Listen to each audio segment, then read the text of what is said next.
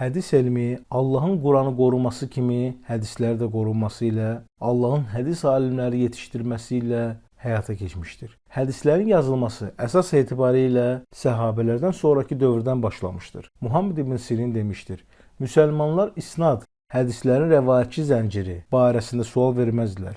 Ara qarışdıqdan, fitnələr meydana gəldikdən sonra isə onlar rəvayətçilərinizin adlarınızı bizə söyləyin deməyə başladılar. Beləcə, sünnə əhlinə diqqət yetirərək onların hədisləri qəbul edirlər. Habelə, bidət əhlinə diqqət yetirilərək onların hədisləri rədd edilərdi. Səhih Müslim əsəri 15-ci, 17-ci əsərlər. İmam Əş-Şafi demişdir: İbn Sirin, Urva ibn Zubeyr, Tavus, İbrahim ən-Nəxai və digər böyük alimlər və tabiinlər özləri üçün hədisi yalnız etibarlı olan, əzbərləməsi və doğru rəvayəti ilə tanınan şəxslərdən götürərdilər. Mən hədis əhlindən heç vaxt bu qaydanı pozduğunu görmədim. Cəmiyyət Təhsil əsəri səhifə 69 və 70. Alimlər hədis səhih və doğru olub olmamasını dəqiqləşdirmək üçün şərtlər qoymuşdular. Onlar hədisləri öz kitablarına yazdığı zaman hədisi bir neçə süzgəcdən keçirərdilər.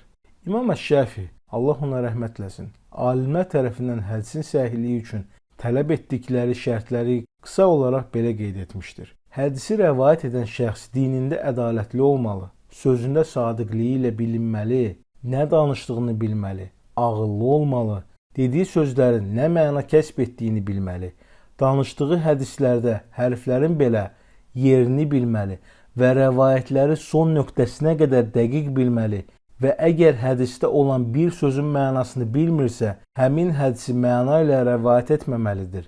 Çünki onun qəsd etdiyi məna həqiqətə uyğun olmaya və halalı haram, haramı isə halal şəklində dəyişə bilər.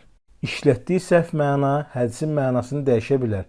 Həmçinin rəvayət etdiyi hədisi əzbər bilməli, digər rəvayətlərə müxalif olmamalı, hər hansısa bir rəvayətçi ilə görüşüb, lakin ondan eşitmədiyini rəvayət etməməlidir. Alimlər bu və digər ağır şərtlərə uyğun olan hədisləri öz kitablarına yazmış və həmin hədislər bizim dövrə qədər gəlib çatmışdır. Hədis kitablarının müqəddimələrinə baxdığımız zaman bu haqda geniş məlumat əldə etmək olur.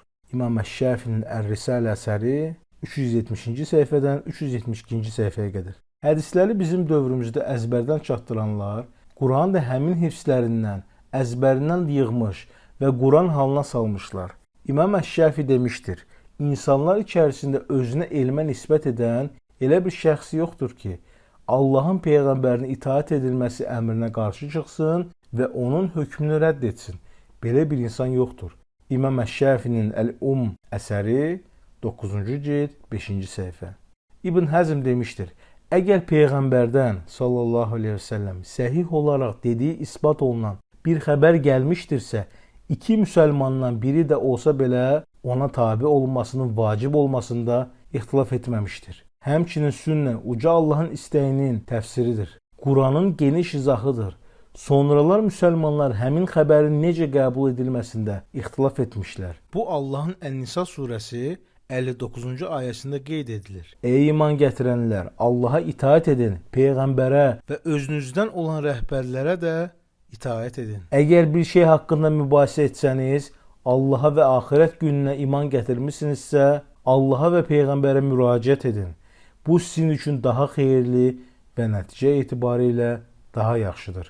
Ən-Nisa surəsi 59-cu ayə. Həmin xəbərlərin necə qəbul ediləcəyi, hədisin səhih və ya zəif olmasının şərtlərində ixtilaf etmişlər. Bu ayədən də göründüyü kimi Peyğəmbərin sallallahu aleyhi və səlləm qoyduğu yola tabi olub, onun sünnəsi ilə getmək möminlərin yoludur. Bunun inkarı isə İslam düşmənlərinin yoludur.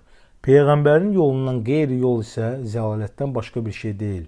Uca Allah buyurur: Hər kəs özünə doğru yol bəlli olduqdan sonra Peyğəmbərə qarşı çıxıb möminlərin yolundan başqa bir yolla gedərsə, ona üst tutduğu yola yönəldər və cəhənnəmə giriftar edərik. Ora nə pis dönüş yeridir. Ən-Nisa surəsi 115-ci ayə.